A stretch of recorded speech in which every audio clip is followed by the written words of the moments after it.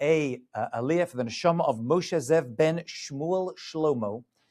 You should have tremendous nachas from everything you're doing here. And the beautiful Kehillah that is, I have a feeling, I speak in a lot of synagogues around the United States and Canada and the world, actually. I got a good feeling about this place. It's a good energy here, and Bezos Hashem, you're going to build a beautiful makom tefillah and Torah study, which, you know what? We need it right now among the Jewish people. Okay, dear friends, we all know what's coming up Monday night. God willing, we have Purim. Let's take a little bit of a deep dive, but I'll take a different angle to what some of you may be used to. First of all, a little bit of context as to where the Megillah opens up. In order to understand the story of Purim, you really need to go back a little bit. So let me just put some context in it. And I think most of you don't know who I am. I'm very into Mashiach and Achros Yomim. I was even on Meaningful Minute. Don't tell anyone about it, but I was actually there discussing that topic. It does fit squarely into this Chag. So we know that Yaakov Avinu had to run away from his twin brother Esav. And he traveled after many years in yeshiva. We all know Shem and Eva. And he went to a mountain, the future site of the first, second, and, God willing, third temple. And he went to sleep, and he had a dream. And in his dream, he saw a ladder that went from the earth, from the Adama, right to Shemaim. And he saw 4 angels going up, Oilim, and going down, Yordim. These 4 angels that he saw represent 4 nations that were going to subjugate his descendants. Why did Yaakov see this? Why not his father Yitzchak? Because he was on that mountain, right? It was Yaakeda, and his grandfather Avram was there too. So what is it about Yaakov Avinu that's so special that he was the one who got to see these 4 angels that represent the 4 exiles of the Jewish people, the Dalit Galios that we are in right now? But, as I want to prove to you this evening, we're about to end very, very soon, Im Yitz Hashem. Why him? So it couldn't be Avram Avinu who was given that revelation, that nevuah, that prophecy, because Avram had a beautiful son called Yitzchak, but he also had a son called Yishmael. And Yishmael would be like, well, my father got the prophecy, so I am going to be redeemed at the end of days. You have to push him aside. And Yitzchak had a son called Yaakov. And Yaakov is good, but he had a twin brother called Esav. And they said, hey, wait a minute. Hey, I'm part of this too. So he had to be pushed aside. So it was handed over to Yaakov Avinu. And Yaakov Avinu was shown that his descendants, and only his descendants, would have to go through these 4 tremendously challenging exiles. And they were, in this order. Angel number 1, Bavel, Babylonia. And that was Nebuchadnezzar, who we know destroyed the first temple and dispersed the Jewish people. Actually, he did something very interesting. First of all, you should know that Yaakov is one of 2 people in world history who knew for sure when Mashiach would arrive. Does anyone know who the other person is? For an extra piece of kugel from that little boat that it's been served in this evening. Anyone? Who's the other person? The only other person that we know for sure knew. No. I mean, Adam, well, that's a good answer, I guess. Oh, I'm going to give you that. No, I'm thinking of, because Adam knew everything. Shimon Nach is going to be a long night, isn't it, Nachi? It's going to be a long night. Okay, I'm on film, so I'm going to keep stum, but come to me later. No, not even him. Ezzy, I see where he gets it from. It's going to be, yeah, I get it. It was actually Daniel the prophet. Daniel was a young boy who lived in Bavel. And he had 3 friends that he was very, very close to. And Nebuchadnezzar did something amazing. Listen to this.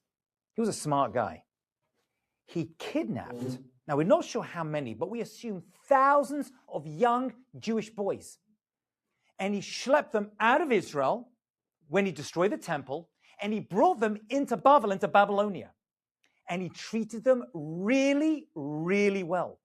He gave them the best accommodation, the best food, the best teachers. He created what we would call today a brain drain. Not like the idiots who kidnap Jews nowadays and keep them in tunnels. If you're going to grab a Jew against his will, at least use him. Start a business, make him a lawyer, a doctor. That's what Nebuchadnezzar did. And he trained Daniel, and he saw something special in this kid. And his advisor said, this guy is something out of the ordinary. And he had 3 friends, Hanani, Mishael, and Azariah. And he said, these 3 guys are going to be with me. And they're the only ones that we know about who stayed in Babylon and did very, very well. Daniel became a master dream interpreter and a code decoder. That's what he did. He was an advisor to many, many people. I mention his name because he knew the arrival time of Mashiach, but he actually appears coded in the Megillah. And his name in the Megillah is Hasach, right? Why did he get that name, by the way? From Lashon lachtoch, to cut. One opinion is that he was a great posek of his day, but his ability to do that was halved. Lachtoch, it was cut in half, right? He had been the advisor to many, many great kings, Nebuchadnezzar and Belshazzar and Darius I and Cyrus, who we're going to talk about this evening. A very interesting individual. I have a lot to say about him in a minute or so. And so Daniel had to deal with all this. By the way, it's not Daniel. When I was in Shiva, it was Daniel. Right? Daniel is actually the way to pronounce it. It goes with the L, actually. Daniel is how you pronounce it. So according to most people, he wasn't a Navi, he wasn't a prophet. He was a very great, brilliant individual. The Abarbanel, who I'm a big fan of, his opinion is that he was actually a prophet. Yet his book of Daniel was taken and put into Kesuvim and not into the Navi. Why is that? Because the secrets and the Aravat of Mashiach was encoded in the book. So had it been put, says the Gemara, inside Nevi'im, we could have figured it out. And Hashem didn't want us to figure it out. So they took the whole book of Daniel that has encrypted inside it the Aravat of Mashiach, and they put it into Kesuvim so we couldn't figure it out. You get it? Take it out of the prophets, put it in Kesuvim. But if I had my way, I would take every yeshiva boy and girl and take them from the 5 books of Moses directly into the book of Daniel. Everything you want to know is in that book. History, families, Mashiach, Schava Onesh, you name it, dream interpretation. What's better than that? Daniel interpreted a dream of Nebuchadnezzar. This is all very important background. You're not going to get the Megillah story unless you have this basic information. And in this dream, he said to Daniel, I saw a statue made of 4 metals. The head was made of gold. The torso was silver. In case you're wondering, prices are up on those two for sure. And the middle section was copper, and the legs were iron. Okay? And he said, what's up with that?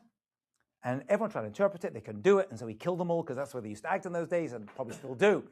Daniel knew it. And he said, those 4 metals represent the 4 angels that my great-great-great-grandfather Yaakov Avinu saw on that mountain. And you, Nebuchadnezzar, you are Mr. Gold. The head. You're the beginning of these 4 exiles the Jewish people have to go through to the end of days. Now, there is a 5th exile, which if you have time today, I'm going to talk about. You know there is a 5th exile that actually we're probably in right now.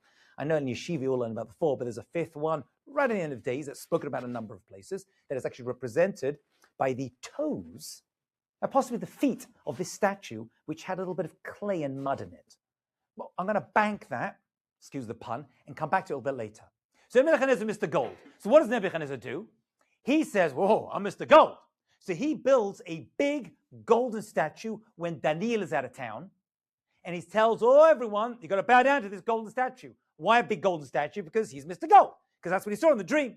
The other exiles are represented by the other metals that are lower down. Arakshav, gold is still above all the others, right?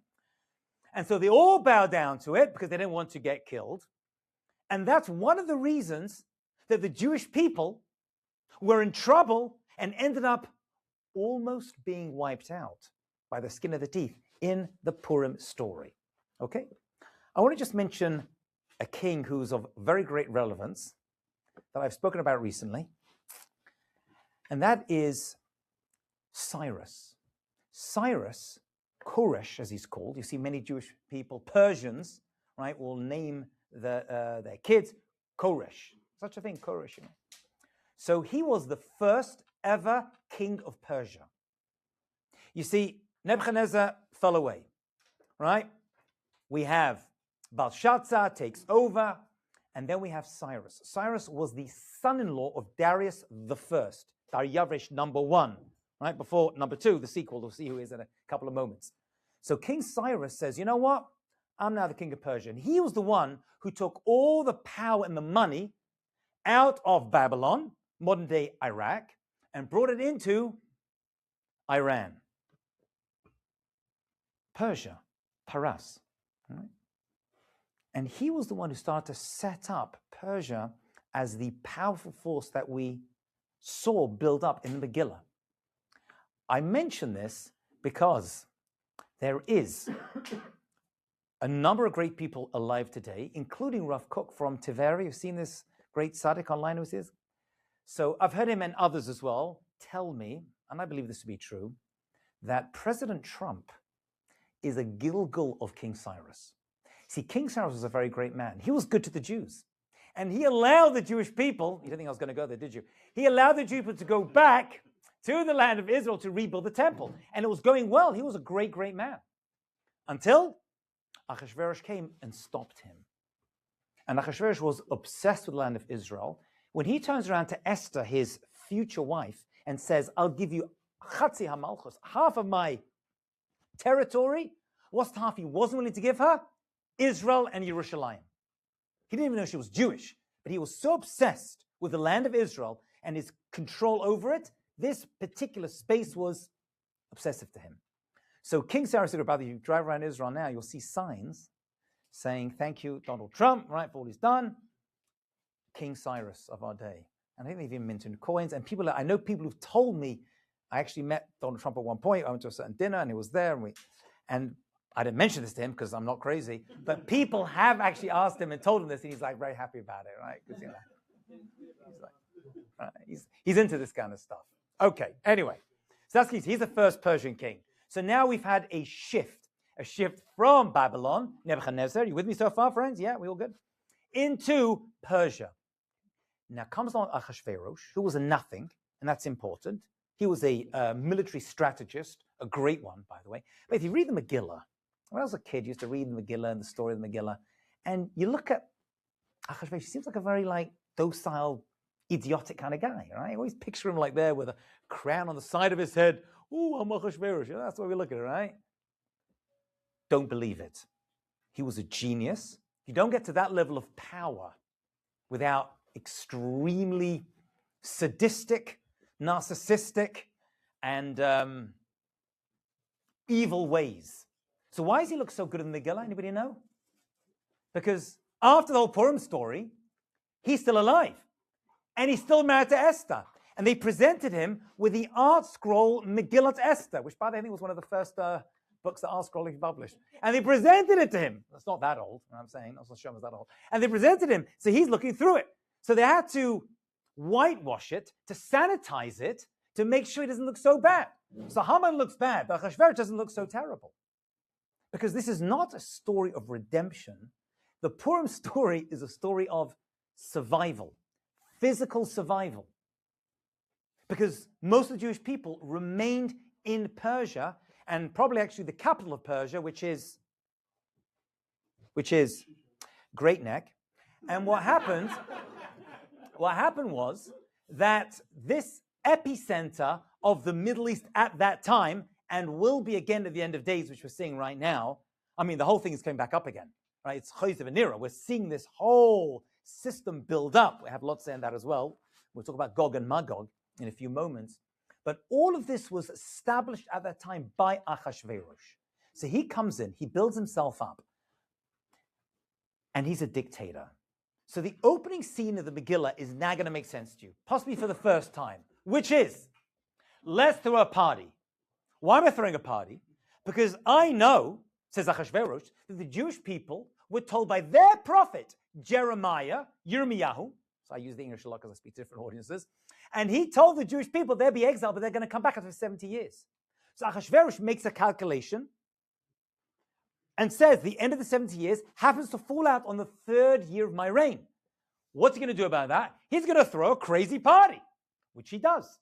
How long does the party last? Everyone knows that. 180 days, right? That's a long party. He needs that long because there's a lot of people coming to visit from a lot of other places, you know what I'm saying? I speak at many university campuses. They're like, 180 days, we could beat that. And they do. Okay, so that's what he's doing. And by the way, you should know, the party was a very, very nice party. Right? I know there's opinions that food wasn't kosher, it was. The Megillah tells us it was kadas. And there was no onus, says the Megillah. They didn't force anyone to drink. Not that you need to when you have Jews. It's kosher wine, kosher liquor, kosher food. It's a sushi bar, right? They got all the little, smash burger, whatever's gone nowadays. Everything's there. And the Jews come and they celebrate. But what are they celebrating? They're celebrating the calculation of Achashverosh that you Jewish people are not going back. So he gets dressed up. He's the first person that we know who gets dressed up on Purim. I mean, it's not Purim yet, but it will be. And he dressed up as the Kohen Gadol, right? Which is a tradition. What's he saying? What's that dress up? What's that get up all about? He's basically saying, Jews, I'm your new high priest. You don't need to go back. It's all me. He's very loved. When a dictator takes over, which he is, right? He's a narcissistic, sadistic dictator. No matter how he appears in the Megillah, that's what he is. He's the Kim Jong-un, all right, of his of his generation. So he's like, come to me, I'll be good to you. Okay, later on, he starts to kill and torture people. But when it opens up, he's a fantastic fella. It's all going fabulous. So that's the opening scene. And the Jews are coming there to celebrate the destruction. And they're drinking off the goblets that came from the base of Mikdash and enjoying the beautiful tapestries and all the shaish and the marble. And he's having a wonderful time. Except Mordechai. There's always one rabbi. He's got to ruin everything, right? There's always one rabbi. Don't go. By the way, if you think about it, put yourself in their position at the time. I know you're thinking, oh, if I lived back then, I would have loved Mordechai. I would have made him into my Rebbe.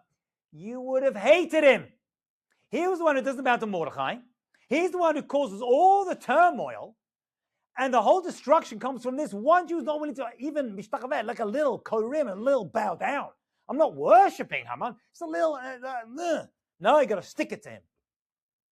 It's because of Mordechai that the whole decree comes about.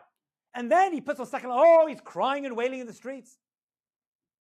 It was a brilliant plan, by the way. A suicidal mission. If you actually understand what the plan of Mordechai and Esther was that we're going to talk about in a couple of minutes, you realize it was absolute genius. We're going to get there. Just 1 minute. So we know Achashverosh. I'll just give you a little bit of political intrigue. Right? So Achashverosh, we know, marries the granddaughter of Nebuchadnezzar. Why does he do that? Well, this is an ancient tradition that they still do. They want to have royal families marry royal families. Right? Lahavdil, you have Hasidic courts, marry Hasidic courts. There's no love over there. Right? I'm not about the Hasidic courts. I'm talking about the royal families, right? What? Please don't get me kicked out of the rabbinate again. So what's happening is, right? So this is all going viral, right? I've already gone viral, haven't I? Meaningful Minute Part 2, all done. So when the non-Jewish kings and queens, they want to marry their kids off, right? French princes with English princesses. Why do they do that? They want to consolidate their power. There wasn't any love between them. You know what I'm saying? It was just a political strategy. It was the same thing with Achashverosh, right? He obviously had this really low self-esteem, right? So he marries this woman Vashti in order to lift himself up. There's a fascinating interaction between them that most of you have never actually picked up on. He's throwing this party, which all the Jews are at, and he asked her to come out and dance for him. Right? Everyone knows this, right? In a royal crown, which basically means he wanted to come out only in her royal crown. Now, she says no. When I was a kid, I thought, wow, she's so tznuah. What a frum woman. She wants to have only a women's party with a mechitza in between, and then the men. Once again, Vashti is whitewashed in the Megillah because he actually loved her, and he regrets killing her. But at the end, he's going to pick up his Megillah, see that that's why it doesn't tell us that he killed her, which he did. He cut her head off, according to the Midrash, and brought it to the party on a platter. I mean, he was wasted at the time. You can't blame the guy, right? But he was really in love with her. She was a very evil woman. Does anyone know what day she died on? It's the only day that we know that a person died on in the Megillah. No, it wasn't. I mean, actually, what day of the week? It was Yom HaShvi, the 7th day. She died on Shabbos. That's Midah Keneged Midah, because she used to go around to the Jewish women, strip them naked, beat them, make them work on Shabbat, because she knew that Shabbat held the Jewish people together. So that was her technique of demoralizing the Jewish, like a Nazi, march like a Nazi. So that's what she used to do.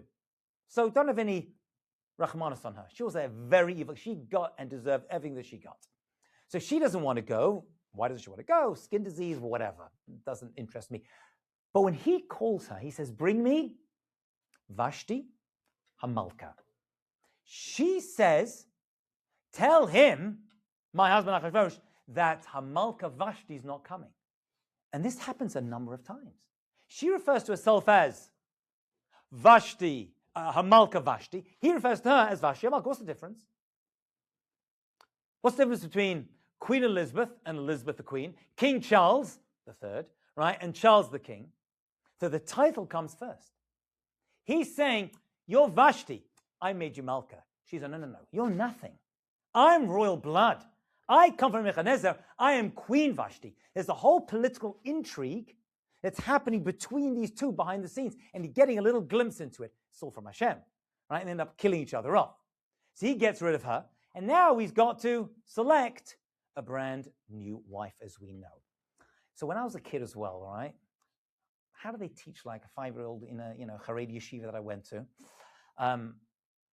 about this story? So he lined up a bunch of potential women, and he said, this one's toe is too big, and this one's toe is too small. That's how you tell about your yeshiva kids how he didn't.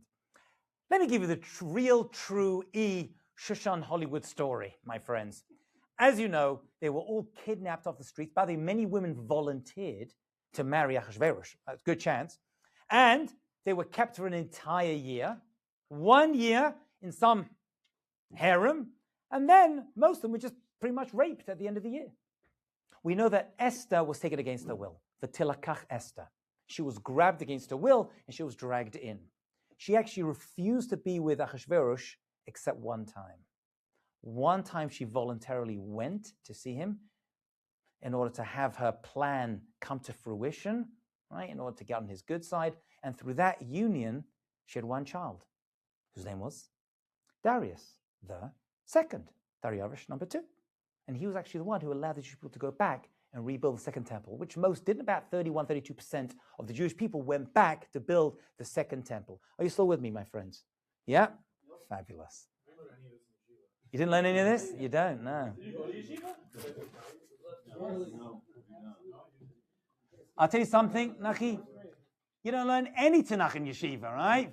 I want to learn Tanakh. It's a great shame. You want to learn Tanakh in yeshiva, learn the Gemara, and there'll be lessons and little pesukim inside the Gemara. It's a great shame. There's a lot there.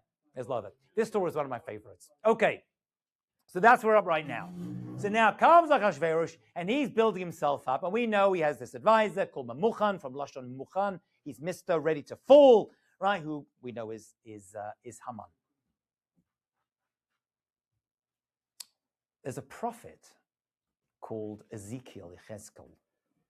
And Ezekiel, I'm going to go off topic and come back for just a minute, but this is very important information. I just want to get it out now because I may forget. Ezekiel the prophet tells us in 2 places, chapter 38 and 39, and then later on Zechariah the prophet also tells us in chapter 14 that at the end of days there's going to be a battle. Right before Mashiach comes, some say when Mashiach actually has arrived. Different opinions, we don't know because it ain't happened yet. And these are called the wars of Gog and Magog. You've all heard of this, right? You don't know what it's about, you've all heard of it. But the prophet does something really weird. He actually tells us the names of the nations who make up Gog and Magog. It's not Amalek, although Amalek probably interspersed among them.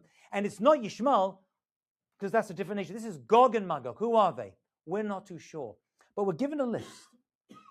And they include a nation called Cush and Put.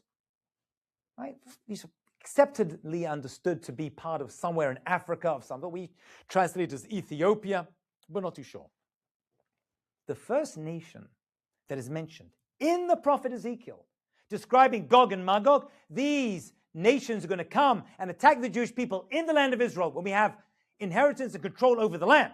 The fact they're coming to attack us in Israel, around and in Yerushalayim, by the way, shows that whenever this happens, we finally have control of the land, which we haven't had for 2,000 years. So it's happening now in real time. The first nation is Paras, Persia, modern-day Iran. That we know for sure. So when people ask me, are we dealing now with the battle of Gog and Magog? I can't tell you for sure. That's above my pay grade.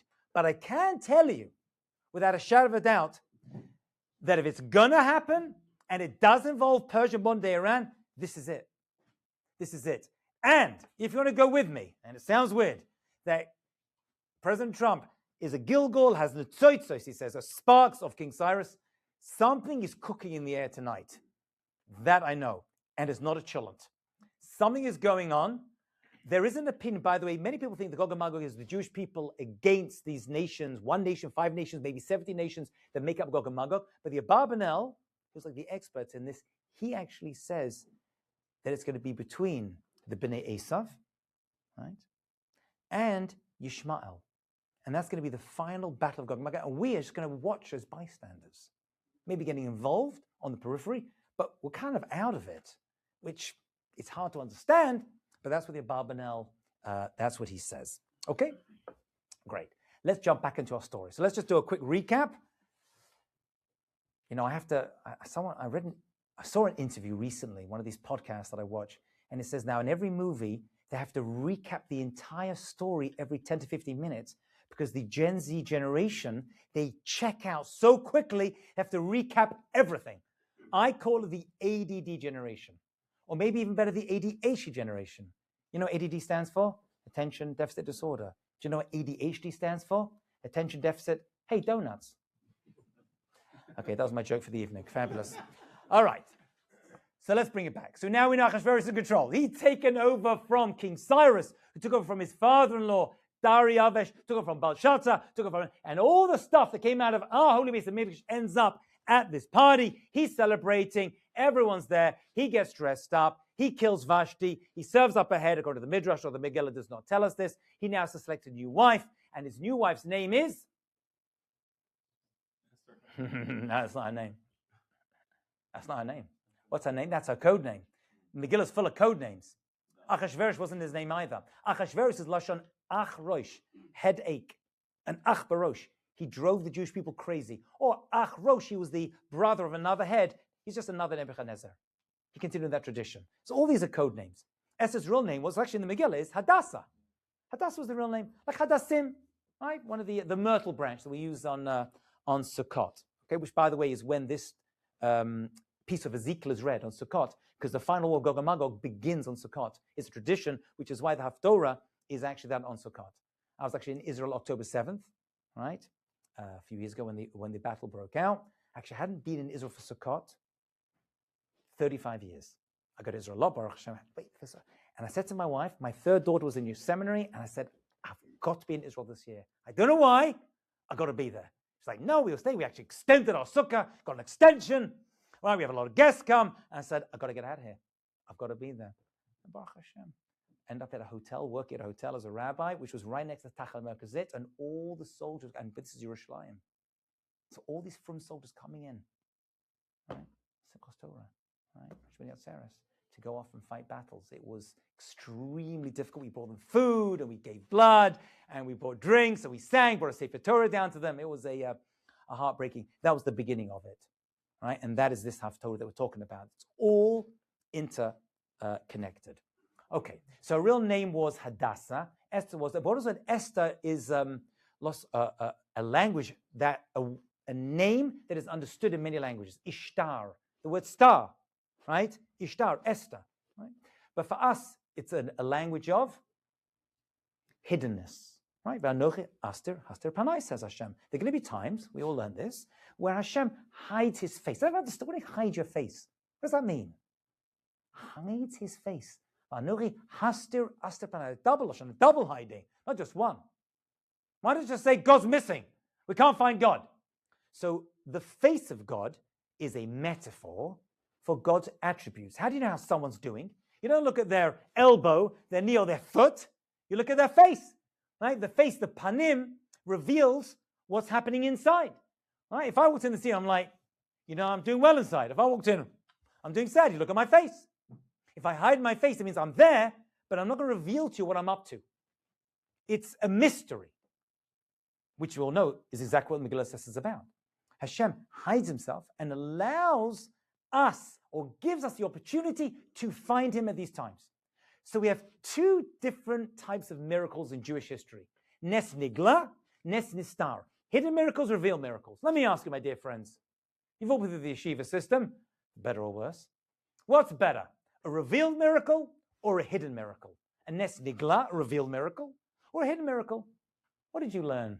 How would you understand it? What's better? Huh? Define better. Okay. Which one makes a better Kiddush Hashem? Let's go with that one. That's a fair question. Revealed. Right? You want the Pesach. You want the splitting sea. Right? You want the frogs. Right? Actually, there weren't frogs, by the way. They were crocodiles. Just so you know, right? You want excitement? Yeah, I want it all. I want darkness. I want thunder, lightning. That's what I want. As opposed to the Purim miracle. Nes Nistar, the hidden miracle. We have to dig a little bit deeper in order to find it. Let me ask you, when Mashiach comes, which one are we going to get? Is it going to be revealed miracle time or hidden miracle time? Well, we have two versions actually given by the prophets. One of them, which all of you have heard, which is he's going to come like a ani, like a poor person, rochev al chamor, on a donkey, says the prophet. Boom, boom, boom, boom, boom, boom, boom, boom, boom, boom, right, riding into town. Does that sound good? Is that how you want the Mashiach to come? Is that how you want your king to arrive? Riding on a donkey? You're crazy. I want a Rolls Royce. Right? I want a Ferrari, a Tesla. Give me something good here. What is that? It's not literally a donkey. It's chamor means chumriyat, the more physical, non-miraculous version. It's the Purim version. It's not as good. We don't want that version. There's another version that refers to Mashiach arriving like a kochav ala rakia, like a star in the heavens. That's the version we want. We want the miraculous one. We want everyone to know that Mashiach is finally here. We don't just like go back and start, fundraising and putting plaques on the base of Mikdash. Right? We want the big fiery one coming out of Shemayim, whether it's literal or not. I don't really care as long as it comes down in some way, shape, or form, and we don't have to fundraise too much. That's what we want it to be. So those are the two versions. You can have the Megila version, which is good. Make no mistake. I mean, Mashiach's coming whether we like it or not. That's a given. That's a postulate. Right? No one's going to break that. But how he arrives, that's up to us. Right? That's Harabayat Biadenu. That's up to us, exactly the formula by which he comes. I want to just talk about the plan of Esther and Mordechai, and I want to bring it to today a little bit, and then we'll finish off. Okay? I'll take any questions. I'm a million more things to tell you, but I just want to just encapsulate it all together. As long as I told you that Donald Trump could well be King Cyrus, that's all I wanted to be here for. I could leave right now. I knew that would excite you. Okay, so it goes like this. So Mordechai and Esther had to figure out a plan how to save the Jewish people. Okay? There's a very interesting shift in the Megillah, which now I'll tell it to you, you'll pick up on it.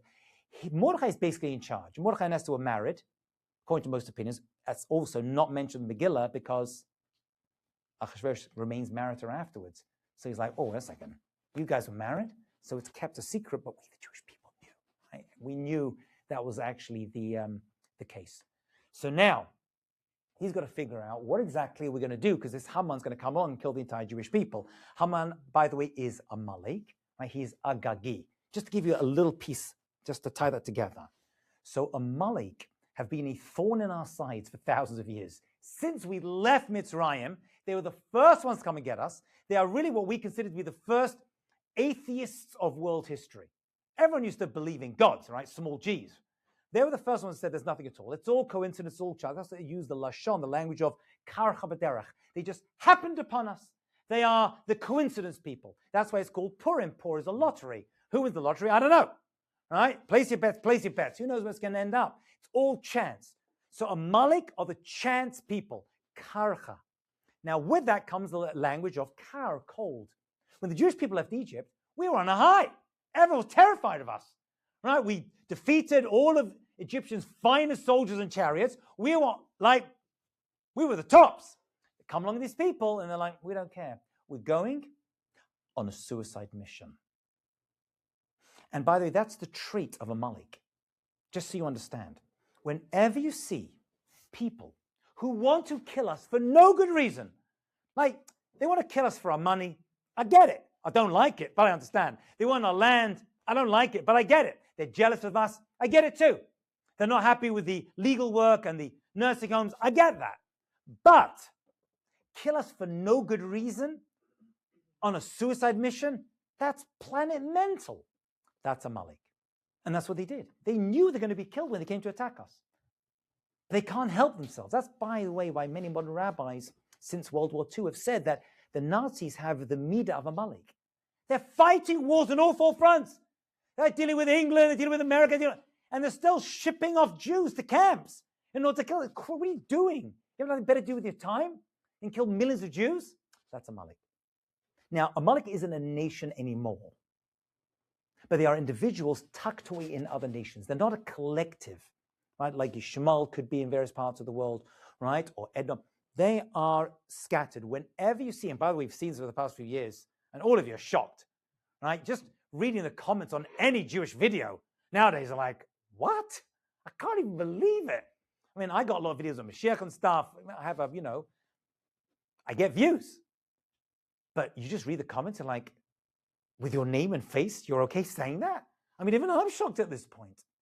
That is, I can't say these people are Amalek, but that is a meat of Amalek. They just don't care. They're just willing to go out, and I don't know if they're willing to do it, but whenever they want to kill you for no good reason, that is Amalek. Suicide bombers, that's Amalek. Candace Owens' brain has been hijacked by her husband. He's the evil person. By the way, his father's a great man. He's a good man. Right? Yeah, sure. Once again, could he just be doing it for money, for the grift? Which, if they are, I don't like it, but I get it. Or do they really believe? Do they really believe what they say? That is scary. I think Nick Fuentes does really believe what he says. He actually does. Candace Owens, I really think she's honestly like a brain dead. There's nothing there. She can't even speak. It's a Nebuch case. It really, really is. Katarlson, by the way, he, however, is bought and paid for by Qatar. So I don't believe that he's a Malik either. He's just in it for the grift. And okay, what I'm saying. Nothing new over there. So what exactly was the plan? Let's just finish this off. What exactly was the plan? I'm going to get through this because it kills me. What was the plan of Mordechai and Esther? So how do they defeat them? They come up with an amazing plan. I want you to understand this because the whole story doesn't make sense without you understanding this one piece. She throws a party. Remember this? She invites Haman and Achashverosh. And he says, okay, what do you want? Even half of my malchus. He's like, come to another party. And at the second party, she points at him and says, that's the problem, Haman. What is this? What was she doing exactly? Did anyone know? What was her plan? What was the mission that Mordechai started and then Esther took over? So the mission was, and if I tell you now, you'll be like, wow, that's crazy. She was basically insinuating to Achashverosh that her and Haman were having a relationship. That's pretty much it. That's a crazy thing to suggest, because he could turn around and be like, great, I'm going to kill Haman, I'm going to kill you, and you're Jewish, I'll kill all the Jews as well. It was literally a suicide mission on her part to save the entire Jewish people. And that's what she was willing to do. And it's a very sad part. We sing the words very sadly, right? If I died spiritually by leaving my husband Mordechai, marrying this Meshugana, so I'll die physically, right? I'm willing to give it all up on the chance, because there was a law that actually Haman instituted, people aren't aware of this, that you couldn't walk in to see Achashverosh without 30 days permission. Why did he do that? Because there was an assassination attempt by Big Son and Teresh. And so he made a law saying, you want to see me? You need 30 days. And even Esther was part of that. Let's try that on your wife. Like, you want to see me? Take a ticket. I'll see you in 30 days, honey. I tried it once. And the doctor says my leg is healing beautifully. You should know that, by the way. So that was actually the mission. That's what I was trying to do. Now you see how crazy it was. And then it all comes. We know what happens. He buys into it, kills Haman. The whole story ends. There's one last piece that always gets me. And this could be very, very good for, I think, this community to understand and appreciate, and most communities when it comes to dealing with doing Jewish work on behalf of the Jewish people. This still surprises me. At the end, it goes, the Megillah goes out of its way to tell us that the Jewish people are saved. They make a holiday. They have to celebrate every year. And most of Mordechai's friends appreciate what he did. Roy vechav. Isn't that the last words in the Megillah? What do you mean most? What are you talking about? Even Mordechai, after saving every single Jewish person's life, putting his own life on the line, and his wife, even he got pushed back from the Jewish people saying, "Now you should have studied more." What are you doing? Why are you getting involved in all this stuff to start building and saving Jews and getting involved? You can't get away from this mentality. Why would they even put that in the Megillah? I don't know the answer to that question. But there's obviously a point they're making, like, you can keep working with the Jewish people, and you listen to the naysayers, you get nowhere. Sometimes you've got to be a Nachshon ben Aminadav and just jump in. and the Jews are going to drive you crazy, and they're going to be like, no, don't do it, trying to build a shul, and why you're fundraising, and what's wrong with that, Rabbi? We've all been through it. I've been through it 3 times. And yet, Roi V'chav, all right, I'll still have people on my back. Just because every single Jew, by the way, if every single Jew does appreciate what you're doing it wrong, right? Then you know you messed up. You don't have any backlash whatsoever. Like, no one's pushing back. Get back in, because it ain't working. That's how the whole thing comes together. So let's tie it all together, and then we'll leave a nice little package. So we have, Baruch Hashem, a fantastic holiday. It's actually a story of survival, not redemption. The final redemption will be coming. We do know that Megillah, Esther, and Purim, according to the Midrash, is going to exist after Mashiach comes. All the Jewish holidays, except for Purim and Yom Kippur, because those two go together. Right? It's Yom Kippur, we know that, and Purim. They're going to exist afterwards. In what shape or form, we're not too sure. But there is some kind of longevity and eternity that comes with this particular holiday of Purim. We know that Mordechai and Esther went out of the way and destroyed their own lives in order to save the Jewish people, and they weren't fully appreciated, but that's okay. We know also that the Jewish people shifted from this story and were never the same again. There have been many miracles for the Jewish people that have happened. Very rarely do you get to make a whole Jewish holiday out of it. Right? I mean, Jewish history is rich with miracles. And we don't make a holiday out of all of them. And yet this is what we do. What happened at this time, whatever it was, must have been so epic, so big, that our entire national collective memory shifted into a whole new reality. And the rabbis tell us it's one of happiness. That's what it was. We related to Torah differently, Jewish holidays differently, putting on tefillin differently. Bris Milah, everything changed from this time onwards. And the Messianic redemption mirrors the Purim story, because the story goes on and on and on, and it gets worse and worse and worse, and we think it's all over because we don't know that Esther is Jewish or she's in the palace, according to most opinions, and we see that Haman's in charge, he's got all the money and all the power, and it goes from worse to worse. And from that darkness, listen carefully to my words, from that choshech comes the Geula, comes the redemption. So too, say the rabbis, will be with Mashiach as well. It's going to get darker and darker, and you're going to be like, I can't believe we've got to this. Where literally everyone, how can it be they're all getting it wrong? They call us baby killers and destroyers and genocidal maniacs, and we're like, am I losing the plot? You've all thought it with the past. Am I the crazy one? Maybe we are, right? That's a Amalek in your head. You've been infected with that disease, that Amalek state of mind that they put inside you. You're not. We're on the right side of history. And just like the Yeshua Hashem Keref Ayin happened over there in the blink of an eye, it's going to happen too, Miss Hashem.